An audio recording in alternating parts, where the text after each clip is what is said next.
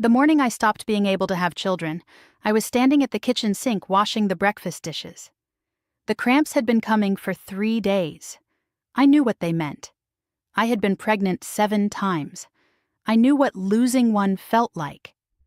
What I did not know, standing at that sink with the water running cold over my hands, was that this was also the morning I began losing something else.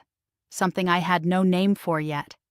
Something I would spend the next 4 years watching disappear piece by piece, quietly, in plain sight, in the house I had kept, and the bed I had shared, and the life I had built entirely around a man who was now, I would learn, permitted by the laws of my community to simply begin again.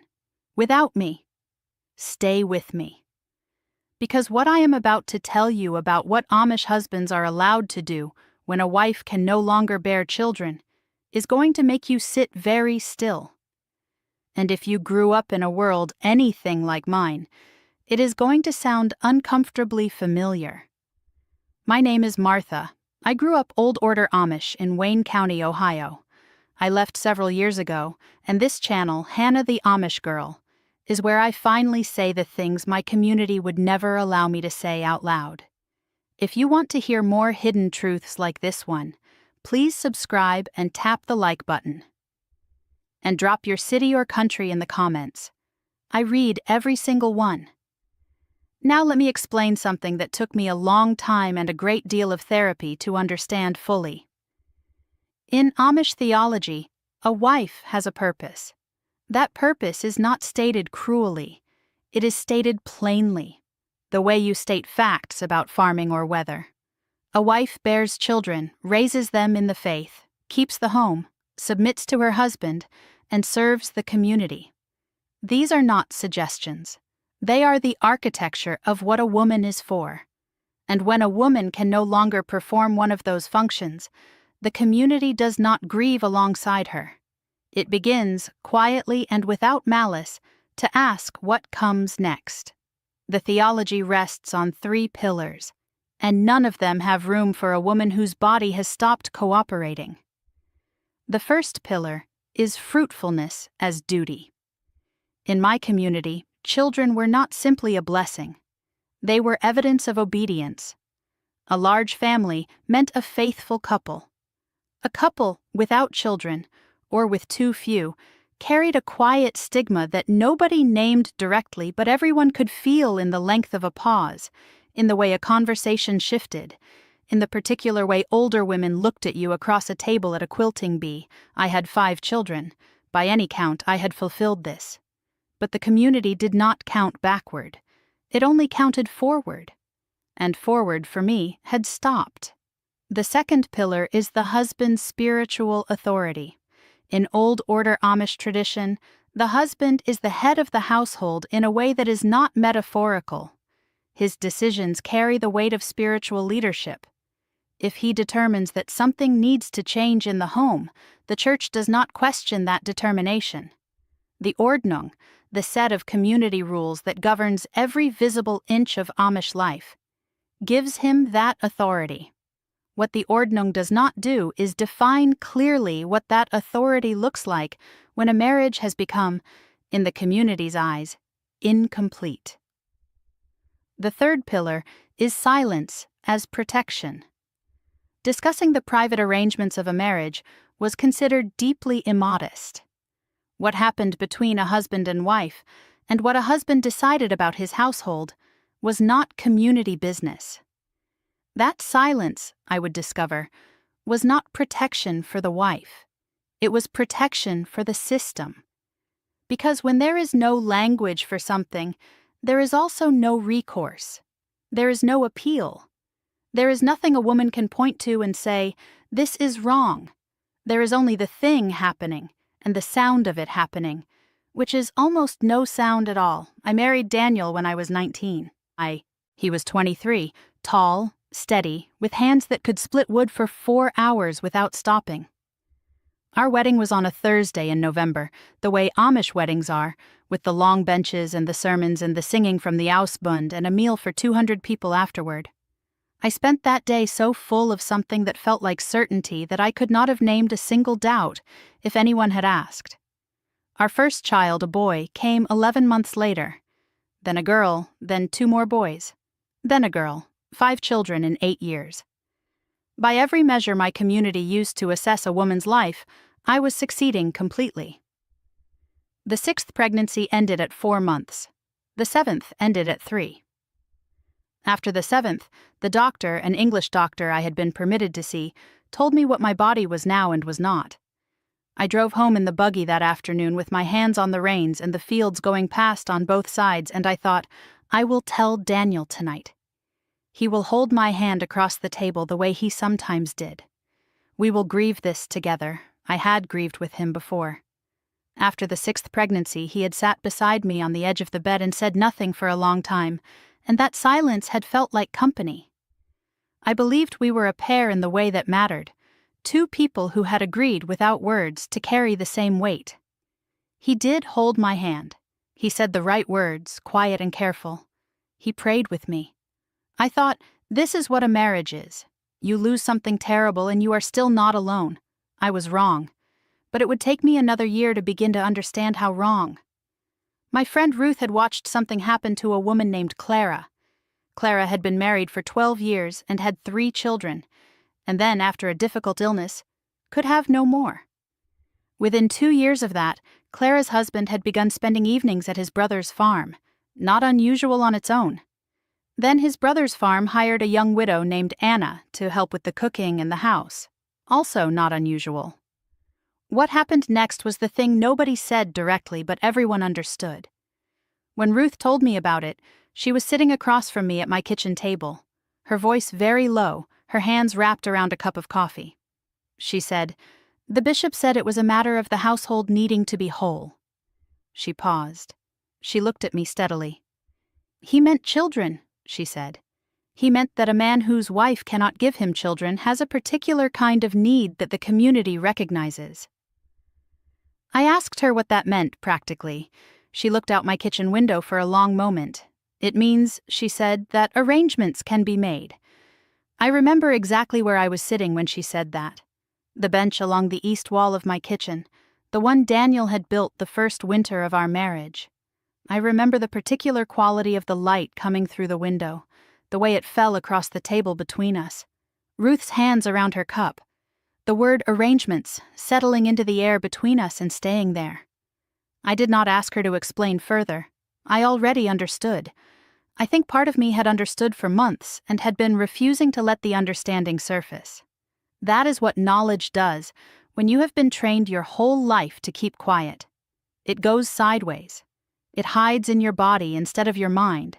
It comes out as a tightness in your chest on certain evenings when your husband is later than usual coming in from the barn. It comes out as you lying awake counting the sounds of the house, the settling of the walls, the wind against the window glass, telling yourself there is nothing to count. Let me explain what arrangements means, because this is the part most people outside Amish communities do not know exists. In Old Order communities, divorce is not permitted. It is not a tool available to either a husband or a wife. The Ordnung forbids it absolutely, and a member who pursued it would face immediate shunning, the complete severing of all social and spiritual ties with everyone they had ever known. But the Ordnung, for all its specificity about dress and technology and worship, is surprisingly flexible in a particular area. A husband who felt his household was spiritually incomplete, who approached the bishop and the elders with that concern, could find that the community was willing to recognize a secondary arrangement, not called a second marriage, never called that, but a woman, usually a widow, or an unmarried older woman, brought into the household to help, to manage, to be present in a way that answered the need the bishop had decided the first wife could no longer meet. The first wife did not leave. She stayed, in the same house, often, or in a smaller house on the same property. Still wife in name. Still mother to her children. Still expected to attend church and present the appearance of a unified, faithful household, but moved aside. The German word my community used, though not directly in reference to these situations, was beigesetzt, set beside, placed next to the real thing. I have thought about that word many times in the years since. Beigesetzt. It sounds almost gentle in German. In practice, it meant that everything you had built, every morning you had risen before dawn, every meal you had cooked, every child you had carried and birthed and nursed and raised, had been quietly reclassified. You were still present. You were simply no longer the point. There is a part of this story I cannot tell you here, not on this platform, not under these rules. The algorithm has limits, and I have learned exactly where they are, so I wrote the rest down instead. Slowly, without the softening, without the cuts, everything the camera is not permitted to show. The book is called The Ordnung They Never Wrote Down. 208 pages of what plain life looks like from the inside of it. The link is in the first comment of this video. That is where the part I could not say out loud lives. I want to tell you about Daniel because this part matters, and I will not let him become a monster in this story, because he was not a monster. He was a man who had been raised inside a system that told him clearly what a household was for, and gave him the language and the authority to act when his household fell short of that definition. He did not come to me with cruelty. He came to me with something worse, which was a kind of tired sadness, the sadness of a man who believed he was doing the correct thing. He sat across from me at the kitchen table on a February evening, the lamp burning between us, the children already in bed. He told me he had spoken with the bishop. He told me the bishop had prayed with him and counseled him.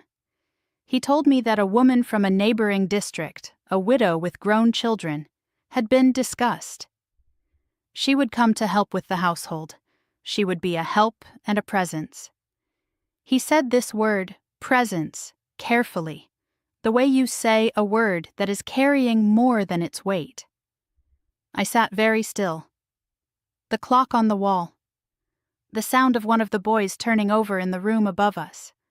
The lamp between us throwing shadows across the table that had been in my family since before my marriage, and that I had brought to this house as part of what I owned, and what I was contributing to the life we were building.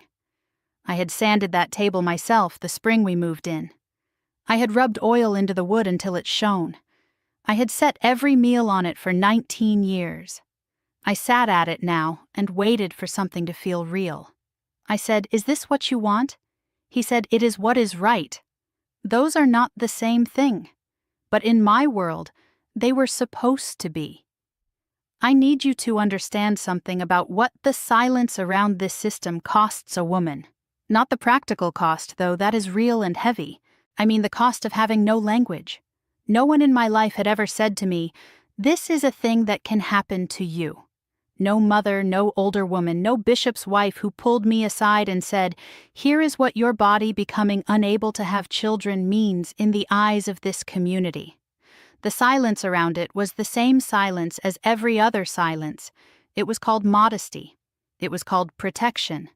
But what it actually was, as my therapist said to me years later, was the removal of the ability to prepare, to refuse, to grieve something before it happened instead of while it was happening. My therapist asked me once what I would have done differently if I had known. I sat with that question for a long time. I said, I would have grieved the pregnancies differently. I would have understood that I was grieving two things at once and not just one. I would not have spent a year thinking that Daniel's quiet was sorrow, and discovering too late it was calculation. Not cruel calculation, just the calculation of a man who had been given a map and was following it. That map had never been shown to me. That is the whole story. Not Daniel. Not the bishop, not even the widow from the neighboring district, who was also following a map she had been given about what her usefulness in a community looked like. The map itself, and the fact that only certain people were ever allowed to see it. My friend Ruth had watched Clara stay in the house for 2 years after Anna came. She told me Clara would sit in the kitchen in the mornings while Anna managed the stove, and Clara would do the mending, and the two women would be in the same room and not speak to each other because there was no language for what they were to each other. Not rivals, not companions, not enemies.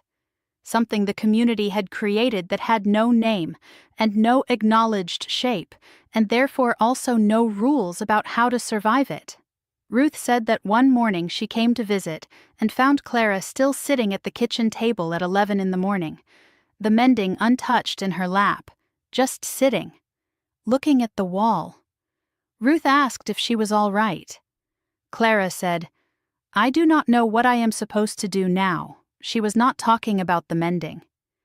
I have carried that sentence with me since the day Ruth told it to me. It is the truest description I have ever heard of what it looks like when a system discards a woman and calls it order. I did not stay. That is not the ending my community would have written for me, and it cost me things I will carry the rest of my life. The shunning came quickly, the way it always does. My mother's face at the door, my sister's letters that stopped arriving, the particular grief of losing your children's daily life because the custody of Amish children in a shunning is not a matter the outside world's courts were prepared to navigate easily. I will not pretend that leaving was clean or that freedom arrived on the other side of it like a reward. It did not. What arrived was something harder and more honest, the chance to understand what had happened to me by name. After I left, an English counselor asked me to describe what my marriage had felt like in the last 2 years before I left. I used the word that I had been given in therapy: disenfranchised. A loss that the community around you does not recognize as a loss. A grief you are not permitted to grieve because the community has decided it is not grief. It is the order of things. It is the household being made whole. My loss of my body's ability, my loss of my standing, my loss of my husband's fullness of attention, these were not named as losses in any language my community possessed. They were simply the natural consequence of a situation. She cannot have children. The household requires children. Therefore, the logic was clean, and the suffering it produced had no official shape. She told me that what I had experienced had a name in the wider world. She told me that communities across history, in many traditions, had developed similar structures for the same reasons, and that the common thread was always this: the woman's body was the variable, and the system's continuity was the constant, and when those two things came into conflict, the system was not the thing that changed. I wrote those words down on a piece of paper the day she said them. I kept that paper for a long time. The woman's body was the variable. I had spent 19 years of marriage believing I was the foundation. I was the variable. That is not the same thing at all. I thought about Clara in her kitchen, the mending in her lap, the wall she was looking at. I thought about the specific particular silence of two women in a room who have no word for what they are to each other. I thought about every girl in my community who married young and full of certainty and was never told, "Your body can become a reason." I sat with that for a long time. The grief that followed was not clean. It was enormous and specific and full of faces. It was the face of the woman I was at 19, standing in front of a bishop who spoke about fruitfulness and covenant and the ordering of a godly home, and who never once mentioned what would happen to the woman if the fruitfulness stopped. Amish women do not have fewer feelings than anyone else. We are not simpler or less aware. We are raised inside a system that tells us our feelings are subordinate to the order, and we believe it because we have no language for any other possibility. The day someone hands you language for your own experience is the day the world cracks open in a way that cannot be repaired and cannot be undone.